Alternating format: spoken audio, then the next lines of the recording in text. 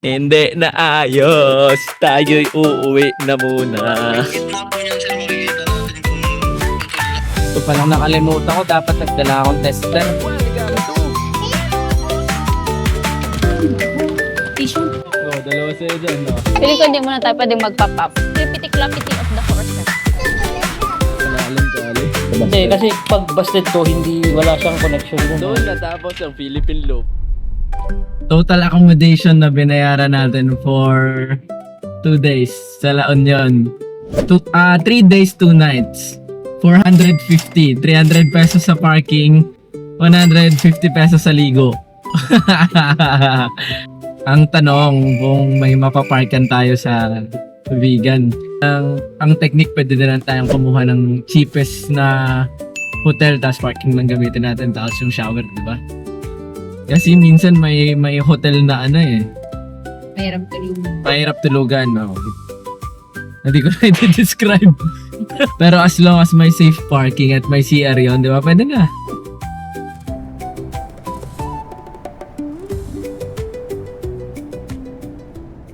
Isa sa pinakamalaking challenge ng van life ay ang pag-manage ng tubig, kuryente at waste. Meron kaming 100 liters na water storage at around 15 kilowatt hours na battery capacity. Pero kailangan pa rin naming bantayan kung gaano kabilis namin nauubos ang resources. May portable toilet din kami na kailangan kong i-empty every 3 to 5 days. Depende sa gamit. Mas convenient siya than regular camping, pero hindi ibig sabihin hands-off na. Sa van life, lagi mong iniisip, may tubig pa ba, sapat pa ba ang battery, at kailan kailangan mag-dispose ng waste properly.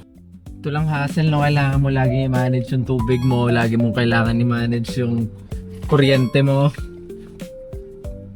Things we are taking for granted sa bahay. Hello ko, sur. Recycle mo na lang yung mga dati mong videos. Tabingi. Ba't tabingi? Top over. Kalamayan. Kalamayan. Sa Kandon. Ano? This is where you can buy the best kalamay in the whole Ilocos. Galaxy? In all Ilocos Sur, in whole of Candon. Sarap ng kalamay.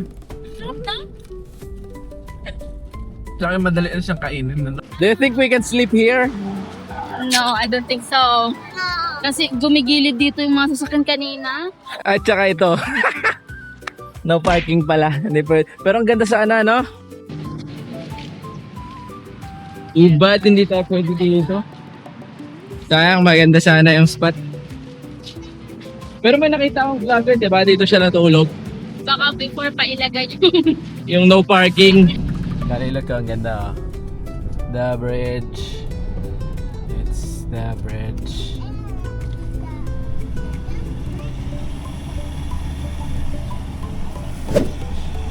Sayang naputol na yun, oh. Sarap tumambay dyan, eh. Yan, Kali, oh. Ano yan? Zipline yan, oh. Going there from one side to the other side. Are you not scared? Bantay. Ilocos Sur. Ito yung Bantay Bell Tower. Sana may parking. Sana may parking for the night. Pagdating namin sa vegan, ang una naming hinanap ay safe parking.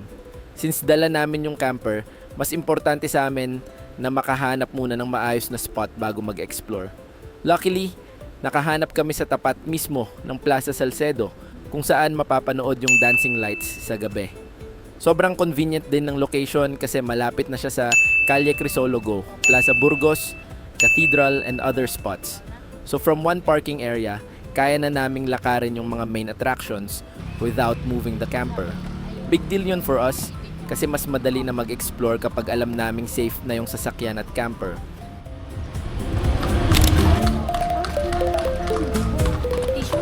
Okay, save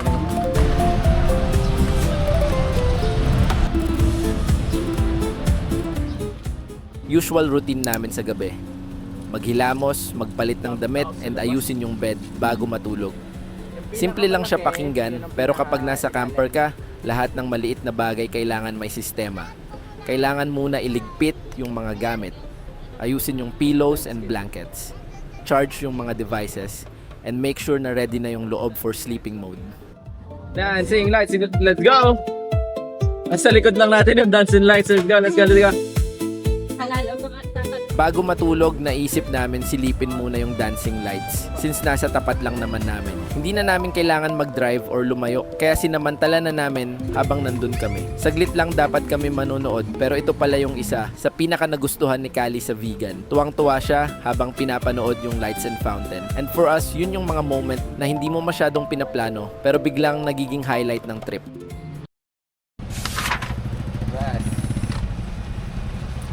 Van dwellers labas. Dahil nakapag-down ka lang. First order of business, coffee. Kailangan na ng coffee. Brain not functioning. Nakatulog kayo na maayos? Anong oras na tayo bumangon? Si mami alas 10 na?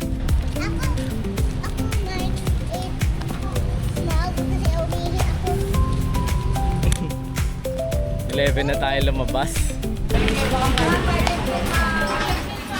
Pagdating namin sa Vegan Plaza, syempre hindi pwedeng puro lakad lang. Hanap agad kami ng makakainan. Dito yung mga simpleng kainan na parang karinderya style. Walang arte, pero ang daming lutong bahay na pagpipilian. May pinakbet, poki-poki, adobo, empanada, at kung ano-ano pang pagkaing Pinoy na swak after maglibot. Ito yung klase ng pagkain na hindi kailangang fancy. Saka yan oh. Ito. Sa dito. Buong kawawa na naman tuloy sa Kali. Pero mo hindi pinapakain dahil busog na siya eh.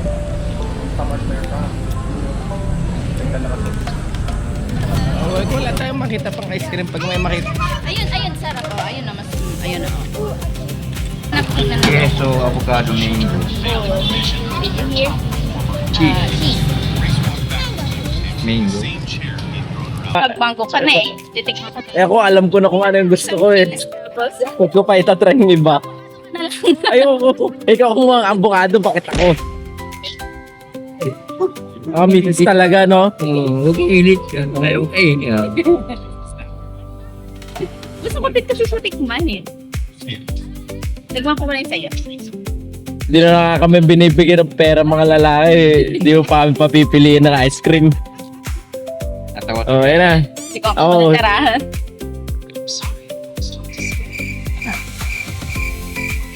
Ano sa akin? Ako cheese ako. Sa'yo na to. Ano po, eto tsaka to. Combine na. Dali, matukilan. Ride and tour. Ride and tour. Ganun talaga, mapanghi talaga ang kabayo. Hindi marunong magmahal sa sariling ika. Mas mapanghi pa sa kabayo puti. Wala. Nakalagay yung pangalan pero pinangalan ko ng Imelda. Imelda. Come on, let's try it, Imelda. Kapatid yan, kay Vice Ganda. Si Vice Ganda. Okay, let's go.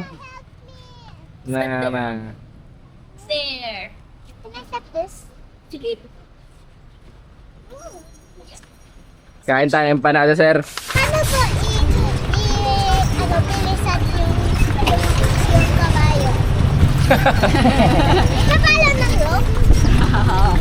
Paano daw po pabilisin pag Papaluin ko ng papaluin daw? Pamalo. Ganon din pagka yung mabagal kumain, pag pinalo ang puwet, bata, bibilis. Pag mabagal kumilos, maligo, pag pinalo sa puwet, bibilis. Tama ba? Ano yan ginagawa sa... Dito na yung bahay ni Padre Bourbon. Ones, Zamora, Gumbursa, yung tatlong pares. Yan ba yung nagmuseum? Yung parang jail, di ba may jail yan sa Sa loob? kabila po. Sa kabila yun. Yung birthplace ng Pedro Pereira sa kabila. Dating provincial jail. Celebrate din daw ba ang birthday ng kabayo, sir? Sineselebrate ko lang pero pagkain na lang. Pupol stomach mo na lang siya. Sir, pag nakakaapak rin ba ng pako si Imelda, pinapavulcanize niya yung paa niya? Or pinapamanicure niyo siya? Pamanicure ko.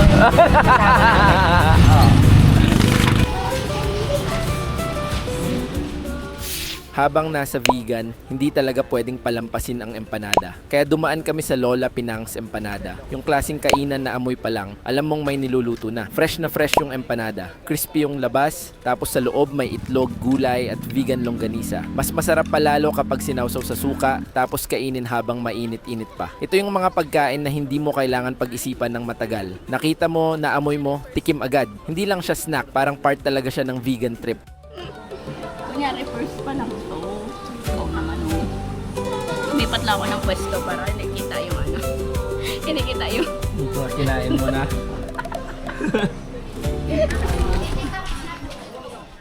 Next stop, Hidden Garden. Pagpasok mo pa lang, iba agad yung mood. Mula sa busy na plaza, biglang puro halaman, paso, vines, at mga lumang dekorasyon na parang may sariling mundo sa loob. Ang daming sulok na pwedeng tingnan.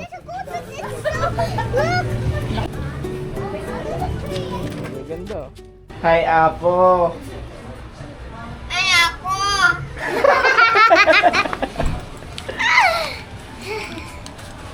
Ay, ako! Apa, sabi niya, ay, ako! Pangit, pangit. Kali Encarnacion. Kali Cresologo. Kalye Crisologo. Yan po yung itsura yung masisira, sir, kung hindi mo palitadaan. Yan. Tulad na to. Yan po yung pinalitadaan para yun. Oy, Tama na Bartek. yung Bartek kay Chabi. Oo, sa kanya dito Bartek. Oo. In Tagalog, ang Bartek ay laseng. Abartad. Bartek.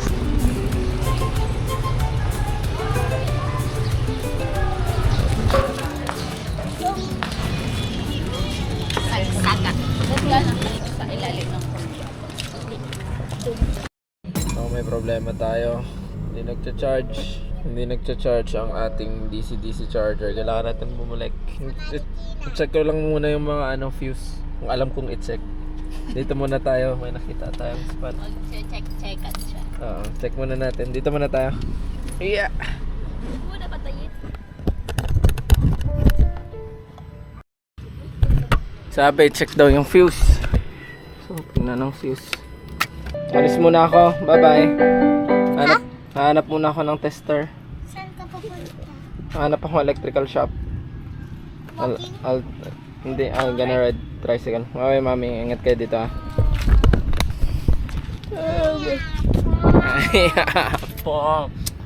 Ay, maghanap. Oo. 5 minutes lang ata dito. Pag may makita akong 7-Eleven. Water. Sige. Maghanap ng electrical shop. Kailangan ata palitan ng fuse, pero kailangan ko din ng tester to check. Nako. Electrical shop, sir. Tapos papabalik din ako dito. Thank you po.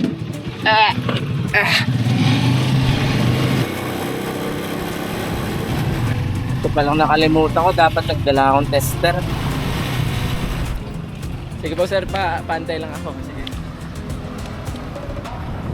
Sana dito meron. Excuse me po, may benta po kayong tester? Tester po? Tester. Walang multi-tester. Hanap ulit. Hanap pa ng iba? Ito digital. Yes, sir. Ano po kaya mas maganda? Magkano po ba yan? Electrical tape. Ito po. Wala po. Chinek ko din eh. Sana matuunan ko to. Ma-check kong mabuti. Pangalawang problema, mahanap ko man yung problem. Mapapalitan ko kaya, makakabili kaya ng fuse. Safe naman po dyan, ano? Sir, walang problema dito. Thank you, sir. Thank you po ulit. Thank you, sir. Okay, may tester na.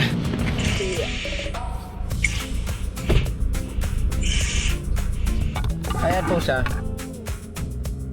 Paano ko kaya ito malalaman?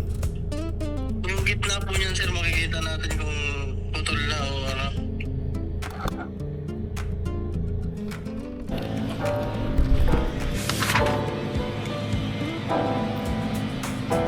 Ito ang papalitan.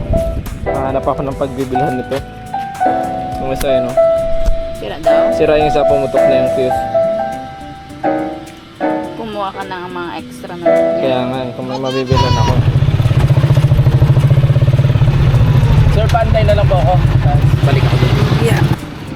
Good afternoon po. May ganito po kayo?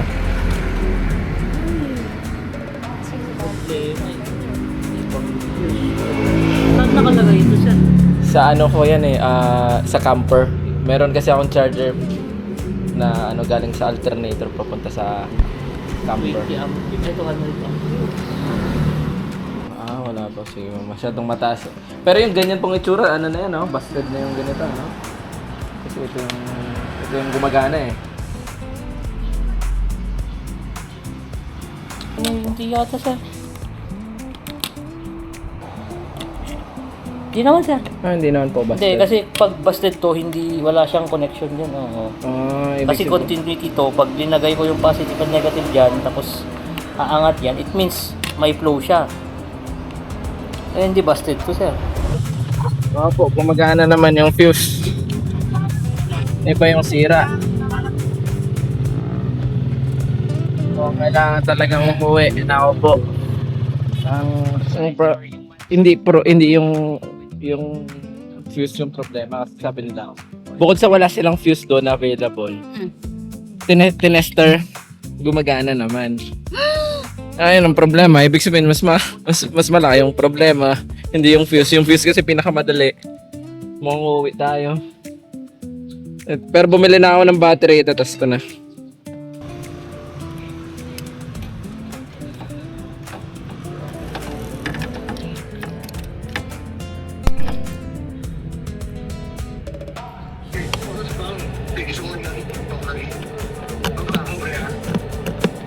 Basag yung acrylic. Ay na. So ito ay DC, AC, ano to, ito yung switching power. Ito yung DC-DC. Apo. Tester mo po ulit yan, sir. Paano ko i-tester bro itong dalawa, no? Tester mo po. Sa tornilyo? Ayan. Kung meron pong connection. Sige. Hindi na ayos. Tayo'y uuwi na muna. Wala tayong magagawa. Hindi nga naayos eh. Sa Marikina. Pupunta muna tayo sa bahay. May kukunin muna tayo dun. Ayaw. Papakabit na rin tayong generator. Ayaw ko nga. Ay, ligpit mo na. At doon natapos ang Philippine Loop.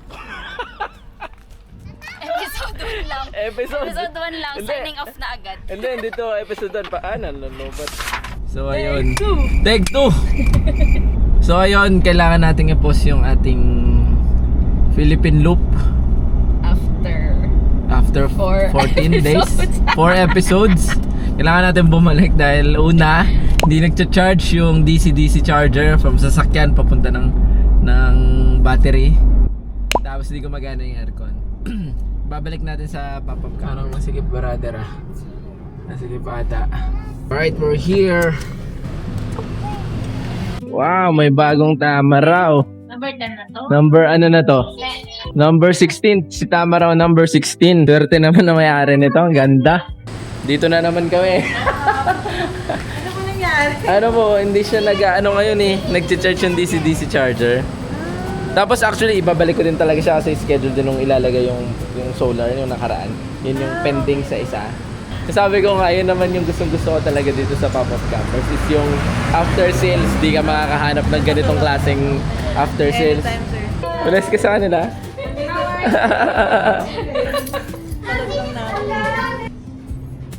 Bali, DC-DC charger na sir. Opo, yung DC-DC charger.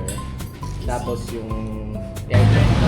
Kali say bye-bye muna kay Thunder. Bahay, literal. Lipat bahay. Bye Thunder. See you in few days. Dito ka muna sa Pop-Up Campers. Sana mabilis lang.